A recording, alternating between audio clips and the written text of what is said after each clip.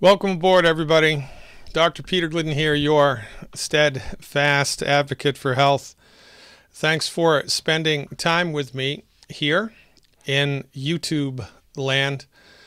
For those of you new to this venue, since this is a free event and we are broadcasting it worldwide, and it's going to be on YouTube for time immemorial, let me give you a little bit of my background. I'm a naturopathic physician. I have 28 years of clinical experience in primary care naturopathic medicine, helping people to recover their health with science-based, clinically verified naturopathic therapeutics. I'm a proud graduate of Bastyr University in the great state of Washington. I've been around the block a time or two with naturopathic therapeutics, and my profession, naturopathic medicine, is only licensed and regulated in 17 states in the United States, plus the U.S. Virgin Islands.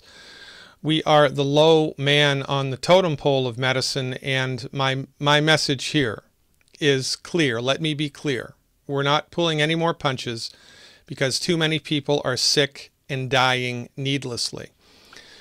The main reason that there is so much medical suffering in the world is because of a medical monopoly which has existed for nearly 100 years.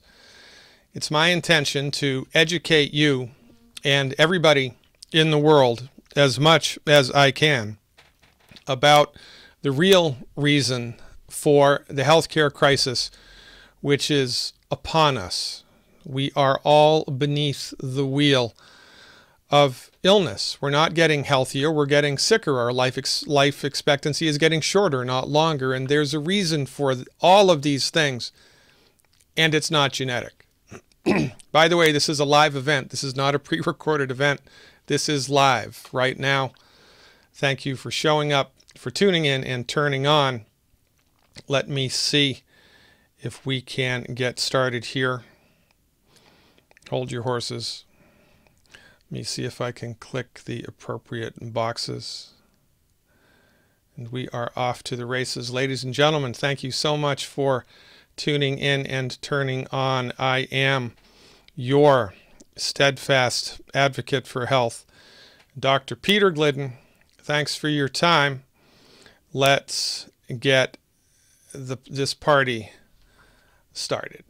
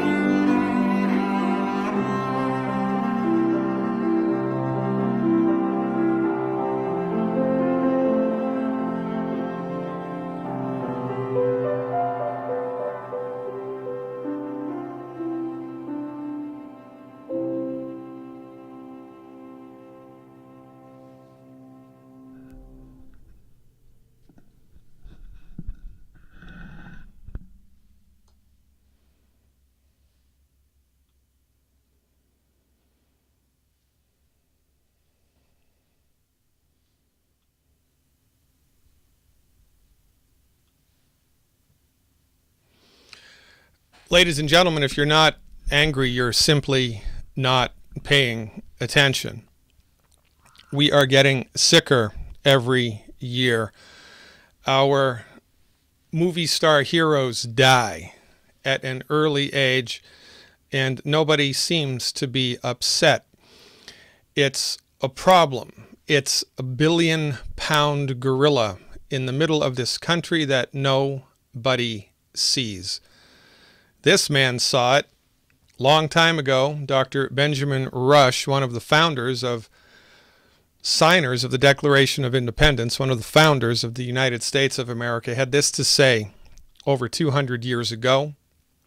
He'd be spinning in his grave if he saw what was happening. Unless we put medical freedom into the Constitution, the time will come when medicine will organize itself into a dictatorship. To restrict the art of healing to one class of men and deny equal privileges to others will constitute the Bastille of medical science. All such laws are un-American and despotic.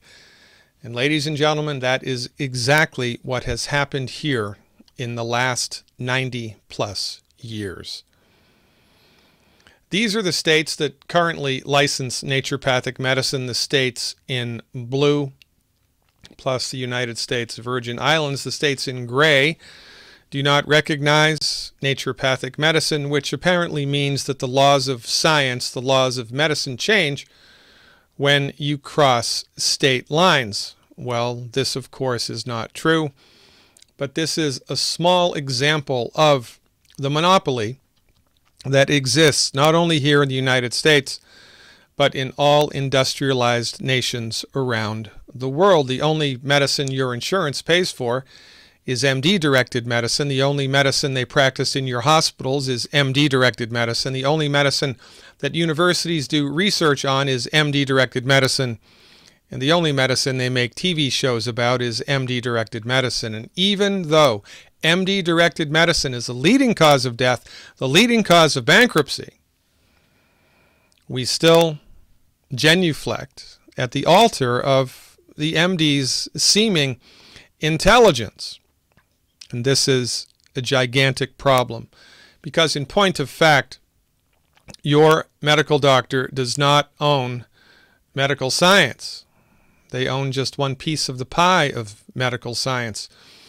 In the pie of medical science, there's the MD way, the chiropractic way, traditional Chinese medicine, Ayurveda, naturopathic medicine, to name a few. But we have been socialized to believe that the only real type of medicine is MD-directed medicine, and everybody except the MD is a back-of-the-bus quack practicing alternative, substandard, and dangerous medicine.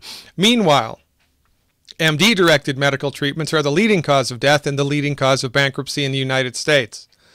It's inside out, it's upside down, and it is backwards. But most people have no idea of these distinctions. They look around and they see, well, son of a gun, the only medicine practiced in my hospital is MD-directed medicine. The only medicine I really know anything about is MD-directed medicine, and therefore the MDs must be best at what they do. That's not true. The MDs are in the top dog position because they legislated themselves there in the early 1900s with the help of the Carnegies and the Rockefellers. And they haven't given up the number one position since. As a matter of fact, they've done everything that they can to marginalize every other healthcare practitioner. Talking about dogs, it's actually a good metaphor. Because medicine, from one perspective, is not unlike dogs. There are a number of different types of dogs, and they're all good for different things. Bloodhounds, for example, are good for finding lost people. Labrador retrievers are good for duck hunting, good for pheasant hunting, right? Chihuahuas, well, I have no idea what Chihuahuas are good for, but in point of fact, if you took a Chihuahua duck hunting, I can guarantee that you're going to come back empty-handed, right? It's the wrong dog for the hunt. Well, as it turns out, your medical doctor is the wrong dog for the hunt if you are suffering with a chronic disease, or if you are interested in getting your body healthy. Interestingly enough, your medical doctor may be the nicest person that God ever created, very good at what they do, but they are not trained in medicine. Nobody is. Medicine is a vast domain. Your medical doctor is trained in one particular type of medicine. It's referred to as allopathic medicine. Now, I'm a naturopathic doctor, right? There's chiropractic medicine, homeopathic medicine, osteopathic medicine, many different types of medicine. The type of medicine your MD is trained in is allopathic. But you have been socialized to believe that your medical doctor practices medicine. They do not. This is a very important distinction for you to understand, that your medical doctor does not practice medicine. They practice allopathic medicine. They are not trained in medicine. They're trained in allopathic medicine. And what's allopathic medicine all about, Dr. Glidden? Well, I thought you'd never ask. Allopathic medicine is based on the science of Sir Isaac Newton. It's based on Newtonian science, which is reductionistic. Reductionistic science argues that if it cannot be measured, it does not exist. Medical philosophy is very important to understand. There's not going to be a test here. Don't worry. But it's important that you understand where your MD is coming from, because when you're sick, you're frightened, and rightly so. Nobody likes to be sick. Nobody likes to be in pain. Nobody likes to, get a bad diagnosis. But we don't really know what type of medicine the MDs are trained in. And when we're sick, we just fall back to the easiest thing to do, right? I mean, your medical insurance pays for MD medicine. MD medicine is everywhere all the time, so you think in the back of your head, well, they can't be that bad at what they do. And, if those alternative guys are any good at what they did, they'd be in the hospital. Well, that's not the case. We're not allowed to practice in these hospitals, not because our therapeutics are inferior, but because the medical doctors do not want the competition. But I digress. It's important that we understand where the MDs are coming from, right? They're coming from medical science grounded in reductionistic medical philosophy. And reductionism argues that the human body is a machine made of parts. There is no soul, right? Remember, it's reductionism, and if it can't be measured, it doesn't exist. Since nobody's dissected the soul out of the human body, since nobody's seen it with an MRI, a CT, or an X-ray, it doesn't exist. If it doesn't exist, it doesn't exist, period. Your body, to an MD, is a bag of biochemicals waiting to break. And when the body does break, it doesn't have the ability to heal itself, and the illness must be managed with drugs. This is the point of view that your medical doctor brings to bear on your treatment. Now, this is a very important point to ponder, and for most people, it's a realization, somewhat dramatic, and I hope cathartic realization. Your medical doctor, again, may be the nicest person that God ever created, but because they have been trained and educated in allopathic reductionism, they are not concerned with how to cure your illness. Think I'm wrong? Well, of the thousands of prescription medications which are currently available, the only ones that cure anything are antibiotics, and those are starting to fail us. Your medical doctor doesn't even know how to cure heartburn. They can manage it with the little purple pill, but they can't cure it. They can't cure high blood pressure. They can't cure heart disease. They can't cure arthritis. They can't cure depression. They can't cure anything if it's not infectious. They can manage it very well. And when I'm appointed Surgeon General of the United States, it will be illegal for anybody practicing allopathic reductionism, anybody with an MD after their name, any hospital practicing allopathic medicine, disseminating allopathic medical treatments, it will be illegal for them to advertise health care, because in point of fact, they do not practice health care. They practice disease management. And we need to call a spade a spade. There needs to be truth in advertising. If it said on the outside of your hospital in big letters, disease management, I think you would think twice about going there. Remember, knowledge is power. Now, on the other side of the coin, we have holistic medicine, and you don't know what holistic medicine is. You think that you do, but you do not. Holistic medicine gets a lot of bad press by people with brains the size of walnuts. Holistic medicine gets a bad rap when it should get nothing but praise, because holistic medical philosophy is consistent with the reality of the human experience. We are spiritual beings having a physical experience. Isn't that what every major world religion argues? That the body is inhabited by a soul, by a spirit? Well, this is what every holistic system of medicine in the world argues. Your body is an intricate system of interrelated parts managed by the soul. And because the soul has intelligence, the body knows how to fix itself. The body wants to fix itself. The body is attempting all of the time to fix itself. And it is the holistic physician's job, sacred duty, quite frankly, to deliver therapeutics which support and promote the body's built-in ability to fix itself, to attempt to cure the illness. Holistic physicians attempt to cure. Reductionistic physicians manage, and there is a gigantic difference between the two. Now, given the option, whom would you rather go to? A physician, licensed and regulated, who was trained in therapeutics which attempted to cure your condition, or a physician, licensed and regulated, delivering pharmaceuticals, the intention of which is to exert a hostile takeover of the biochemistry of the body and not cure a darn thing? Well, I think I'll go for door number one, Johnny. Thank you very much. I would too. But because of lack of education, most people don't even know how to pronounce naturopathic and have no idea what holistic medicine is all about. And so when they get sick, they go to the easiest place in town. And even though the MDs consistently fail, we go back because we just don't know there are options.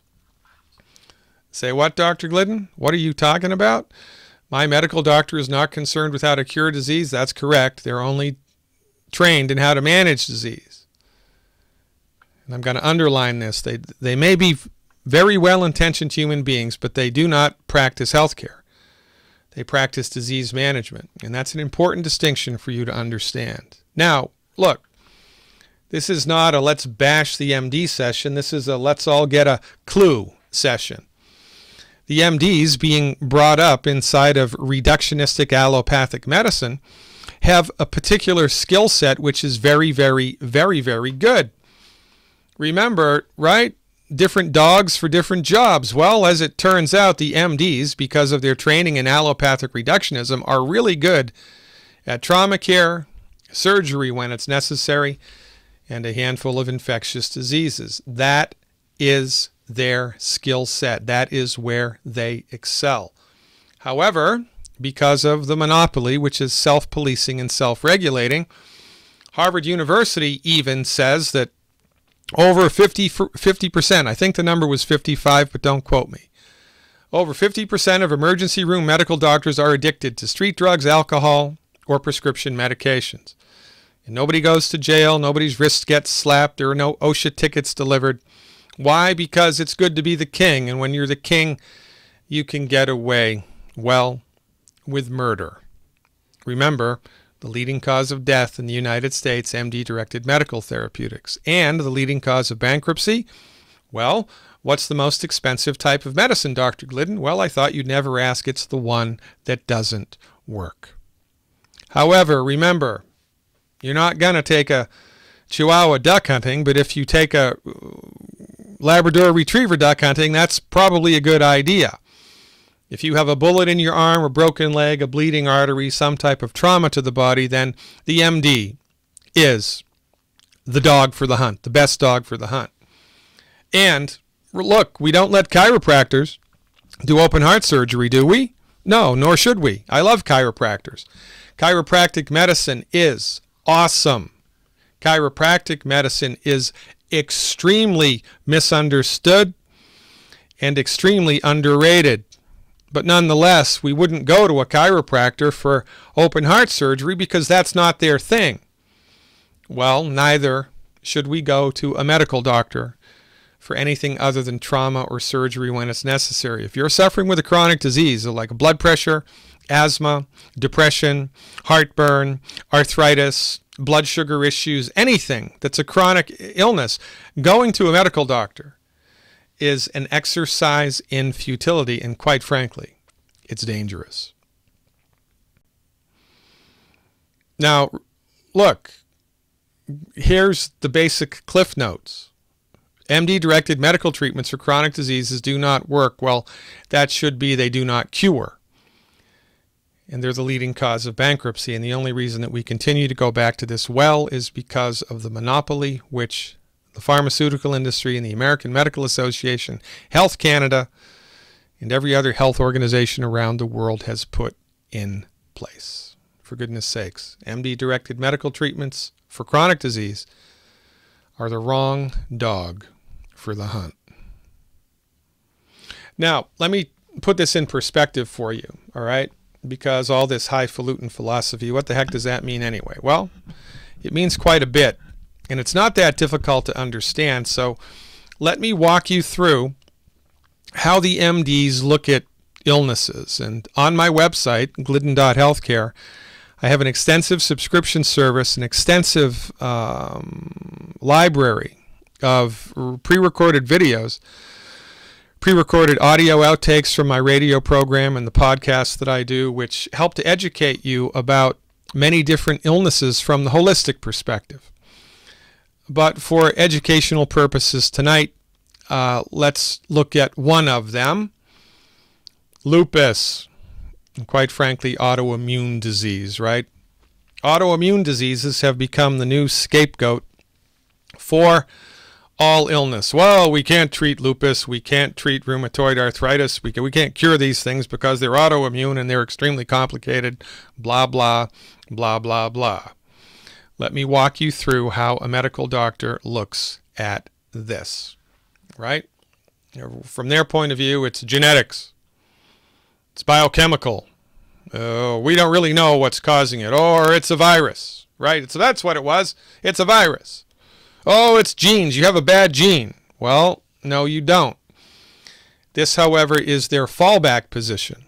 And, because most of us are not any smarter than a fifth grader, when we hear the word genetic, we cower in intellectual inferiority. And anything else that the medical doctor says, we're just going to believe, even though in point of fact, it's just a lot of conjecture built on a gigantic mound of BS. Quite frankly, a better way to look at it is it's fuzzy logic. The reductionistic understanding of autoimmune disease is fuzzy logic. Here's how it goes. So if you have lupus or rheumatoid arthritis or some type of autoimmune disease, there is something called a rheumatoid factor in your blood. Rheumatoid factor, they can see it. Rheumatoid factor is an antibody found in the blood of 70 to 80% of rheumatoid arthritis sufferers. Higher levels of rheumatoid factor correlate with more severe symptoms and faster progression of the disease. However, some people with rheumatoid arthritis test negative for rheumatoid factor, and some people without rheumatoid factor are positive for rheumatoid arthritis. So it's not a 100% definitive test. You get it? Well, don't worry, there's another one. It's called the anti-CCP antibody. It's also associated with rheumatoid arthritis. If you test positive for this, there's a 90% chance you have rheumatoid arthritis. A positive test for anti-CCP also indicates that your problem is going to progress more quickly. On the other hand, many rheumatoid arthritis patients don't have it. They test negative for it. So this test is most often used in combination with other tests. Oh, there's another one, the anti-nuclear antibody. It measures your immune system chemicals that indicate what the MDs believe is an autoimmune disease. 30 to 40% of rheumatoid patients test positive for anti-nuclear antibodies. Get it? Okay, so does 2 plus 2 equal 5? No. 2 plus 2 equals 4. Let's look at this from their perspective. So, according to the research, here's what the MDs believe about autoimmune disease. People with autoimmune disease have antibodies that healthy people do not have. Antibodies in their blood that healthy people do not have, but some of them, only sometimes. Therefore, it is the antibody that causes the disease, even though it is not always present. Why? The body is a bag of chemicals waiting to break, so just trust me, I went to Harvard, is basically their intellectual, scientific, medical argument. And you know, once that horse is out of the barn, it's not going back in. Whenever 100 medical doctors all agree on something, it becomes true, even if it's not. Anybody here remember bloodletting? Wasn't bloodletting the treatment of choice of the sophisticated medical doctor? Isn't that how George Washington was killed? This is the problem with the self-policing, self-regulating monopoly. When they develop points of view on whatever, those points of view become rote, even if they're wrong. Now look, we need perspective on all of this stuff. We need the proper perspective. We need the proper perspective to understand illness. We need the proper perspective to understand the pathogenesis of disease. But remember, the medical doctors are trained in one particular type of philosophy, allopathic reductionism.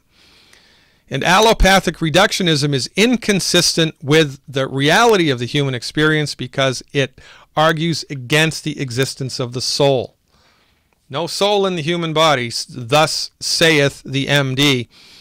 And because of this particular perspective that they bring to bear, all of their conclusions on the genesis of chronic disease, or most of their conclusions, are incorrect, but they don't know they're incorrect. I mean, for instance, if your great-granddaddy had a sextant, he used to be a sailor, and he used a sextant to chart the position of the sun in the sky, and you got that sextant, you knew how to work it, you could go outside every day at noontime and you could look at the position of the sun in the sky. You could chart the position of the sun in the sky 10 times a day for an entire year.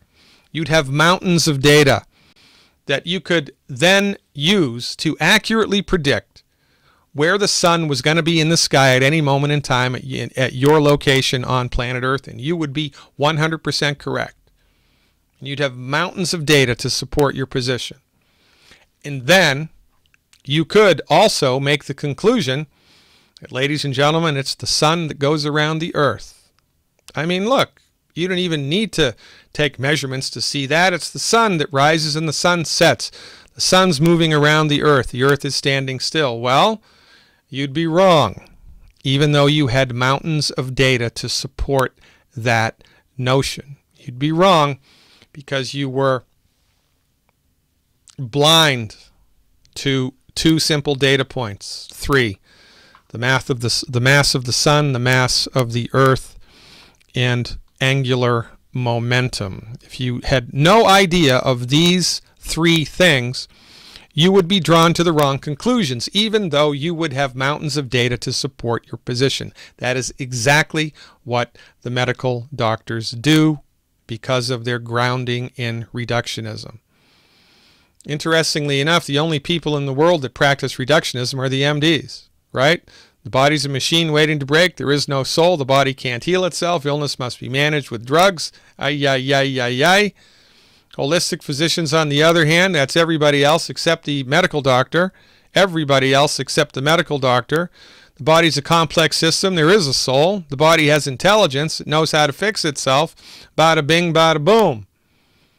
Look, if you had a particular type of color blindness, you would not be able to see the number 5 in that design. You would be blind, but you wouldn't know that you're blind. And this is what it is with the MDs. They're like colorblind artists who don't know that they're colorblind. This is why their therapeutics consistently fail. But nobody's talking about this, not like me.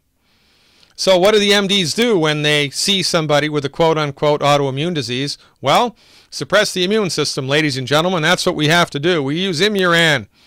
We use Sandimmune, cyclosporin, monoclonal antibodies, right? Just ask Phil Nicholson.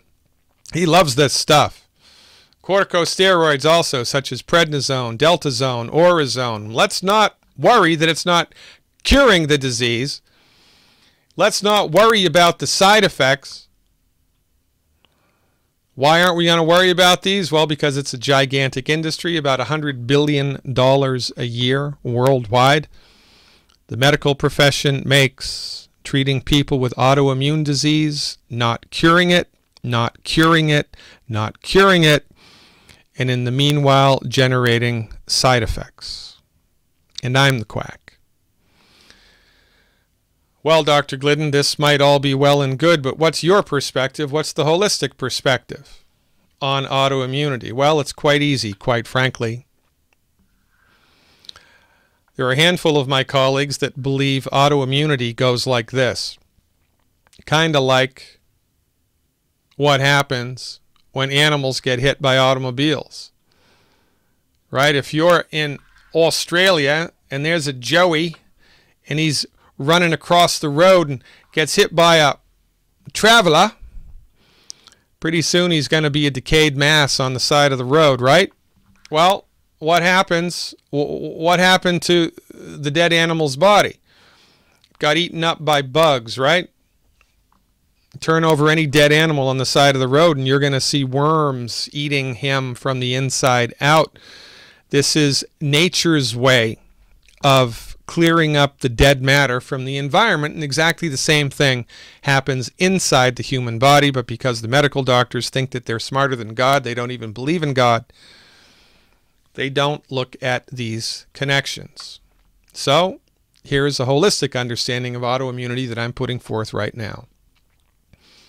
Chronic inflammation and lack of nutrition, lack of nutrients, lack of vitamins and minerals leads to consistent destruction of healthy tissue on a microscopic level. The body doesn't like dead tissue, so when there's enough dead tissue that's built up, the body calls in the cleanup crew, which is the immune system.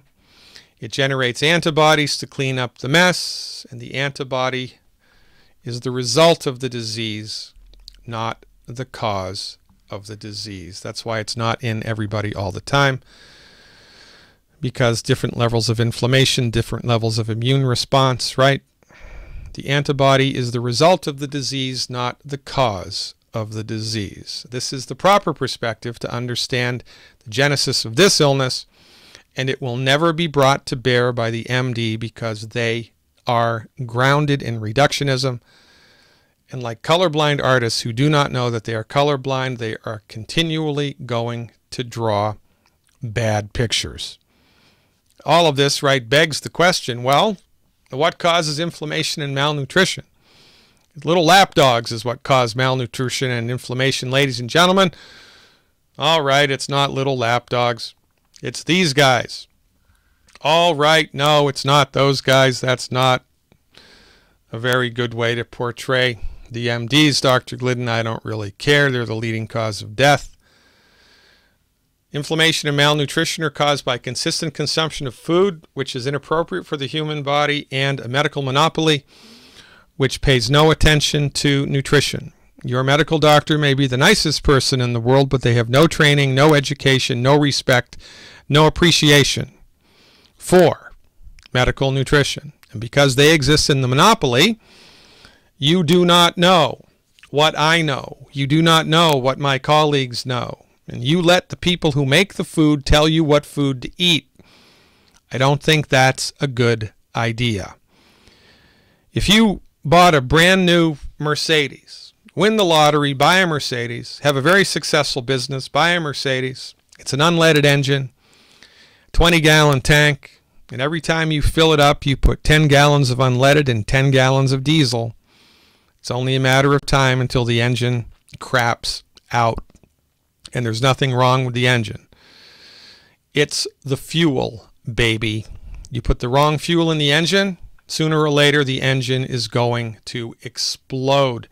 Human body is no different. And because your medical doctor owns the show of medicine, because your medical doctor has no training, no experience, no respect, and no appreciation for medical nutrition, you are in the dark. You're consistently eating food all of the time, which is hurting the body, and your body has run out of the essential nutrients that it needs to fix itself. Which brings us to part 2 of this presentation, the good news, what to do to get on the other side of a chronic health condition.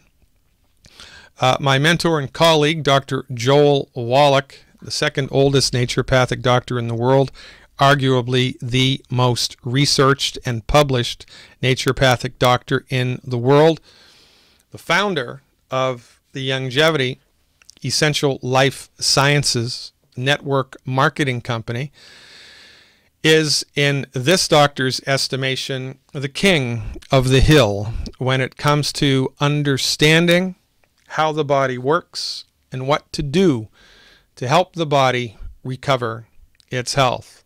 I could give an hour-long presentation about Dr. Wallach's resume. Among other things, he's taken the Food and Drug Administration to court a number of times to secure something called a qualified health claim. Generally speaking, the only thing that can cure disease in the United States, according to the Food and Drug Administration, is a drug. Did you know that? The only thing that can cure disease is a drug. Thus spake the FDA. And in order to get a drug approved, it's tens of millions of dollars, $40 to $60 million you have to spend to get a drug approved. This pushes vitamin companies and herbal companies out of the game. Nobody but Big Pharma has that type of money. But there is a little loophole in that egregious law which allows doctors, anybody quite frankly, who has the chutzpah, to approach the Food and Drug Administration with mountains of research. And if all of the research points to a certain medical conclusion, and if the stars align, the Food and Drug Administration will grant something called a qualified health claim. Youngevity has been involved in a number of qualified health claims. Because of Youngevity's efforts, we can say that the trace mineral selenium is cancer preventive. We can say that omega-3 essential fatty acids reduce the risk of coronary heart disease. And we can say that the antioxidants in vitamin C and vitamin E are cancer preventive. And we can do all of these things because of the proactivity of Youngevity, led, of course, by Dr. Wallach. Now, do you know any other nutritional supplement companies in the world that are doing things like this? I don't. And I've been in this industry for over a quarter of a century. But where the rubber hits the road, and why Dr. Wallach's therapeutics are so effective, and why I'm such a cheerleader for the Youngevity brand of nutritional supplements, is because of Dr. Wallach's research. There was an environmental disaster years ago in Japan. It was called the Minamata disaster. Tons of gallons or lots of mercury, liquid mercury, was dumped into Minamata River. It flowed into Minamata Bay, poisoned everybody in Minamata. Lots of people died. Everybody got sick. And 9 months later, all the children born in Minamata were unbelievably disfigured with birth defects, all because of mercury toxicity. This was kind of a wake-up call to the scientific community, and scientists discovered, were of the opinion that, son of a gun, if mercury toxicity can do this, what about other things in the environment that we're dumping into the environment, which we don't even know about?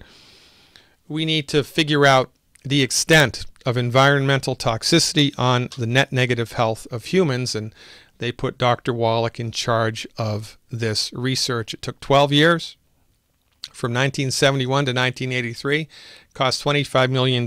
In modern day money, that's, I don't know, a lot of dollars. Dr. Wallach did 26,000 autopsies, more or less, 10 million blood chemistries and histopathologies, more or less, and his publication, which was the result of this, The Diseases of Exotic Animals, is in the Smithsonian institution. It's a national treasure, not bad for a naturopathic doctor. The Cliff Notes here, $25 million of research, 26,000 autopsies, and 10 million blood chemistries later, we can say that in order for the human body to be healthy, it needs 90 essential nutrients every day.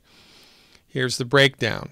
60 minerals, 16 vitamins, 12 amino acids, and 2 essential fatty acids for a grand total of 90 essential nutrients. Hence, the Youngevity Company's mantra, 90 for life. This is what we talk about, or what we're referring to when we are referring to the 90 for life. It is the 90 essential nutrients that the human body needs. And keep in mind, a nutrient is called essential if the body needs it, but it cannot make it. Your body needs 90 essential nutrients every day just to function optimally. Now, nutrient deficiency diseases are rampant, but because the medical doctors have no training in medical nutrition, have no clinical experience, and quite frankly no respect for it because they are colorblind to it, they have no idea of the relationship between nutrients and diseases, and we do. Here's the short list.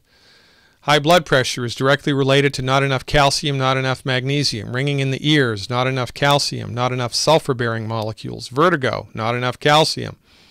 Type 2 diabetes, multiple mineral deficiencies, especially vanadium and chromium. Congestive heart failure, not enough thiamine or vitamin B like baby 1. Asthma, not enough omega-3 essential fatty acids. Obesity, multiple nutrient deficiencies. This is the secret to weight gain that not even Oprah knows, ladies and gentlemen. If you're struggling with obesity, you don't have a bad gene, you have a bad doctor. If you're struggling with obesity, you don't have, you're not lazy, you're not depressed, you're not irresponsible. You're nutritionally deficient. Your body is starving for nutrients. Because your body is starving for nutrients, it forces you to eat. But the food that you're eating doesn't have the nutrients you need. And so you'll go to Olive Garden, you'll eat like a horse, consume 3,000 calories in 45 minutes, and 2 hours later, you're hungry again. The medical doctor's treatment for this, let's just cut out your stomach. Oh, that's too extreme?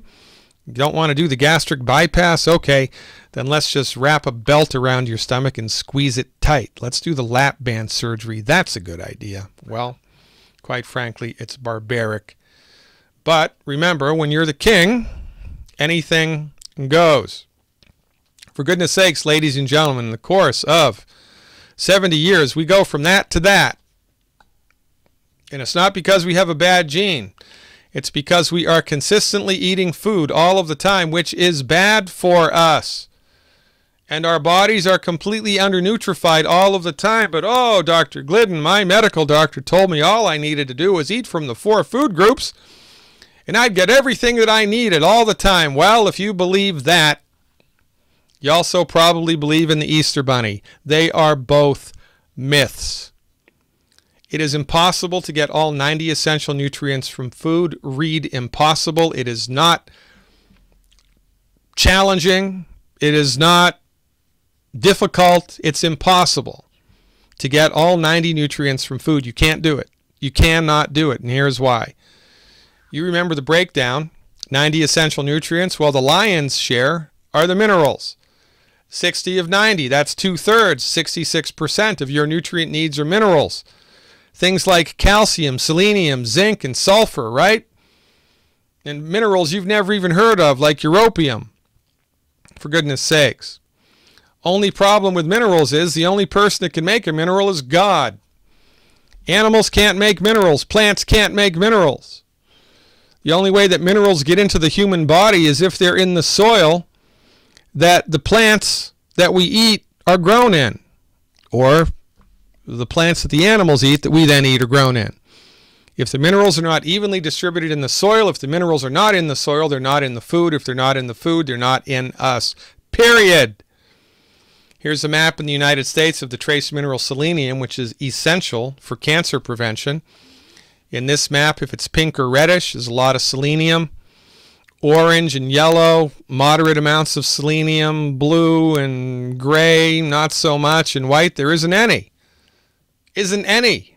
None. Nada. Niet. So, if you are lucky enough to eat organically grown tomatoes harvested by Trappist monks under a full moon and they're grown here, you got lucky. You hit the jackpot. There's lots of selenium. But if they're grown here, if they're grown here, if they're grown here, or if they're grown here, or if they're grown here, there is no selenium in the food.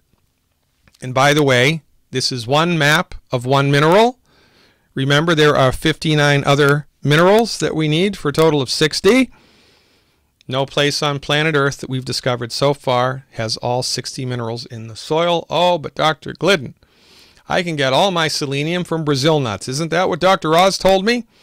Well, maybe he did, but remember, he's a colorblind artist who doesn't know that he's colorblind.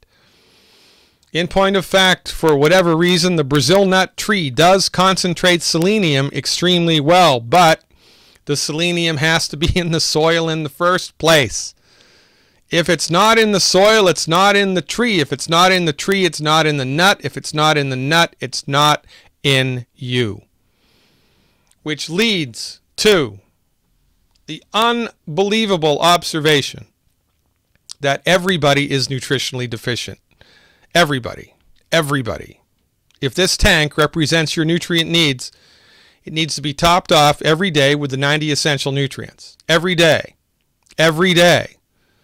But because of the minerals situation and because of other situations, the way that the food is grown and the way that it's cooked, most people's tank is about half full. You're lucky if your nutritional tank is half full. But then what happens? Well, we experience the stress of life. Viral stress, bacterial stress, fungal stress, emotional stress, financial stress, weather, aging. Life is a great big bowl of stress. Stress whittles away at our reserves and then something breaks. Then we go to a medical doctor who doesn't know any of this and they give us a drug not to cure it but to manage it. The drug actually makes us more nutritionally deficient, so after a while the drug stops working, we need another drug and then we die. We're lucky if we don't go bankrupt in the process, and then our relatives are so grief-stricken that they organize a 5K run on our behalf and give money to the medical doctors under whose care we got sick in the first place. For goodness sakes. And you know, if you look back at time, chronic diseases really started to accelerate here in the 20th century, and here's the reason that only a few of us understand. It all happened on September 4th, 1882, in Pearl Street, New York, overlooking the construction of the Brooklyn Bridge, and it's due to this man, Thomas Alva Edison. He pulled the switch on the first electric generator, bringing electrical energy to a district of New York City. This was the first time that electrical energy was available to the masses. This was the birth of the electric revolution. And what on earth does this have to do with chronic disease? Oh, is it electromagnetic radiation from the overhead wires? No. It's something much more down to earth. Before, electricity was in everybody's house. Everybody heated and cooked with wood. And what was the result of heating and cooking with wood? Wood ash. Wood ash was an industry. The collection and the dissemination of wood ash was a cottage industry. It was a big deal. And the white ash from the middle of the fire was called potash. That's where it was the hottest. The carbon in the ash would burn off. And what's left in wood ash? Minerals. Wood ash is 99.99% minerals. The minerals that the plant, the tree, the bush, whatever it was, sucked out of the ground that it was growing in. The fire burns away the sugars and the cellulose and the carbon and everything else, but it can't burn away a mineral. So the wood ash was almost 100% minerals. And people would take the white ash from the middle of the fire and put it in their food. Culinary ash. Culinary ash was a big deal in the 1800s. But after the electrical revolution, nobody was heating or cooking with wood anymore. So no more wood ash. No more wood ash, no more minerals. Remember, minerals are a big deal. 66% of your nutrient needs.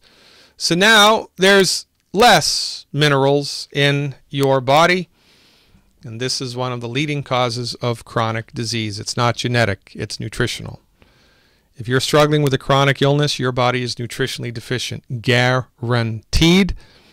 And in order for you to get on the other side of that, you need 90 essential nutrients, right? You need them all. You need the 90. You need to fill your tank up. And period.